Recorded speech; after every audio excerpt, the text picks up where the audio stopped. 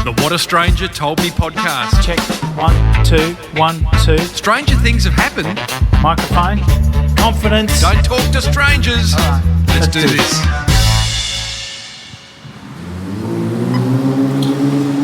Excuse me. Hello. How are you? Who are you? I'm a person who does a podcast. What's a podcast? A I don't even know what a podcast is. Oh, you don't know what a podcast I is? have a clue. It's like interviewing people and releasing it online. Why? It's just it's interesting. Publicity. Yeah, publicity. I don't want my picture online. Oh no, it's not for a photo. It's just to talk. Oh, Yeah, about what? about your life. The podcast is called What a Stranger Told Me. Oh my God. Sounds terrible. You don't want to have a chat for 10 minutes? You could tell me about your life. Well, the thing is that I'm trying to get to a bingo session that you've sort of really got to sort of line up you for. You better go. Because you usually got to wait in the line forever and ever. Well, go and do it. That's what I'm saying. It's one of them annoying things. Well, nice to meet you anyway. Yeah, anyway. Have a good one.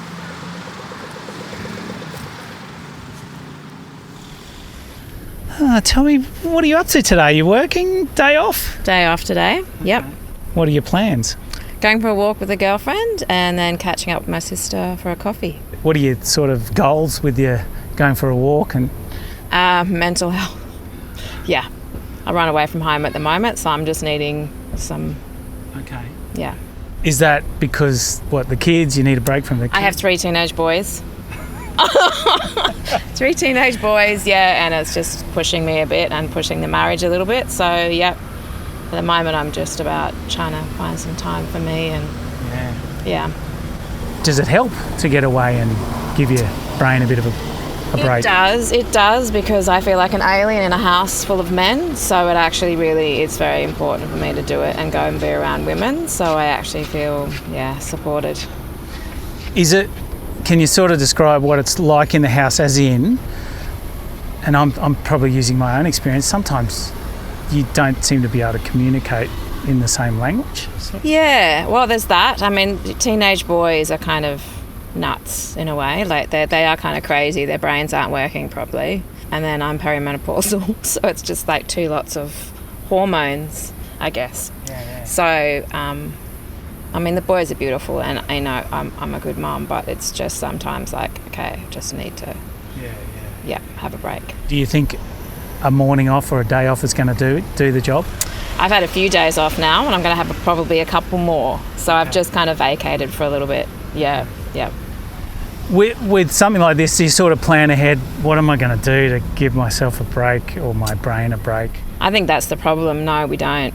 Okay. Or as women, I don't think we do, but I don't usually do it until I'm at probably breaking point.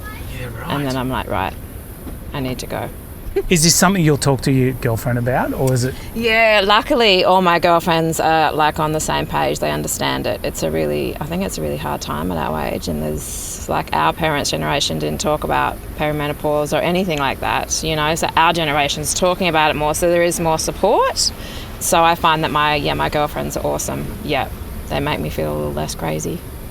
What's the difference between perimenopausal and menopausal? So perimenopausal actually goes for a long time. It's before, so it's like the build up to it. Menopausal is a little badge you pretty much get when you stop getting your periods and you're classified as not being fertile anymore. You get your little badge, which is your menopause badge.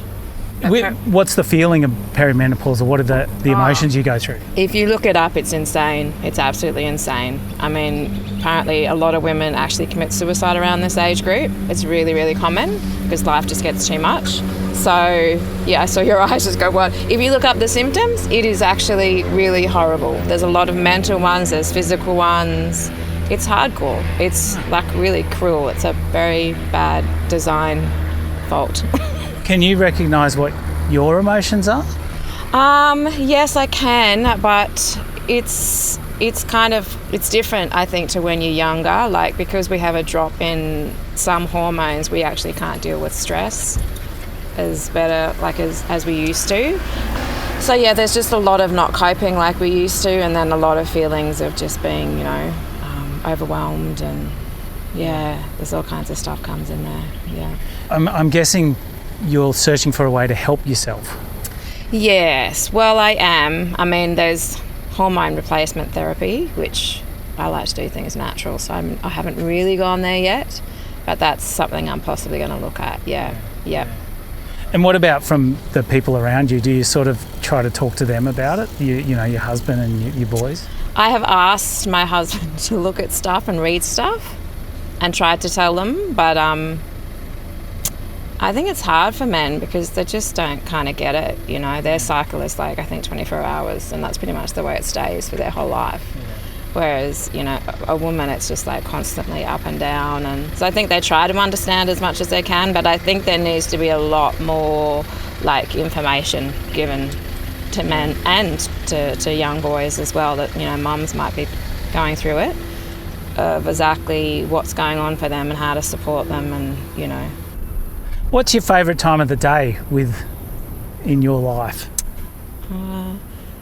Probably in the afternoon around sunset. I love sunset. Yeah. Okay. Yeah. And why is that?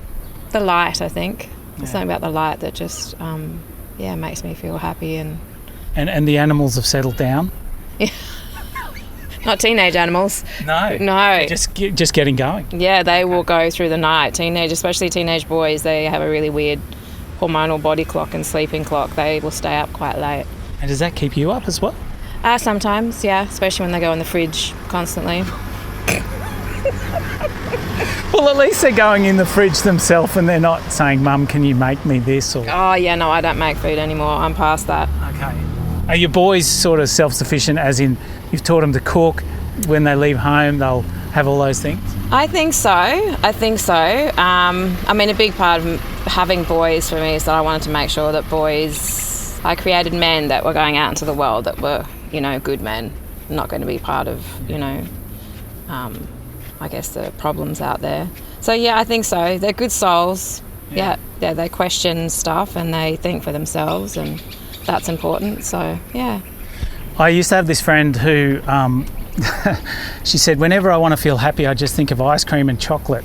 Wow, that's fantastic. Do you have a lot of sort of a go-to thing that helps you? Probably nature, I would say.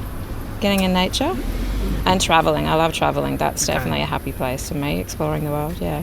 And have you got any travelling plans at the moment? Yes, so Fiji in May, and Thailand in November, yeah. Wow. Yeah. That's great. And can you just give me a little bit of an idea of what you're dreaming about on the Fiji holiday?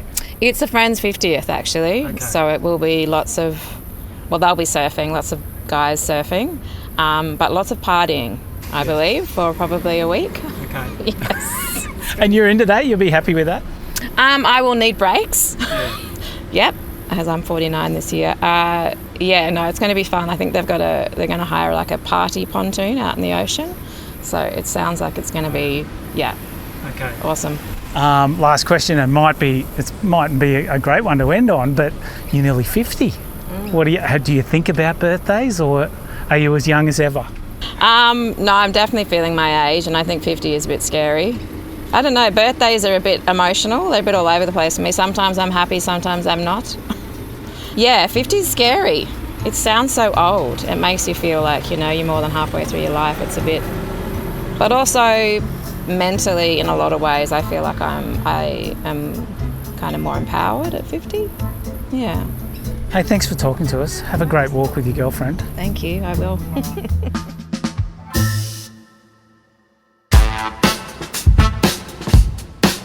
Thanks for listening, and don't be a stranger. If you've got a story you'd love the world to hear, then call us on 0489 272 286. Also, if you'd like us to chat to strangers in your town, or maybe you've got a conference you'd like a podcast from, then contact us at WhatAStrangerToldMe.com. What a Stranger Told Me is made by Tim Reid and Jon Coghill. Music supervision by Dennis Folletto. Photography by Andy McCall and Will Reid.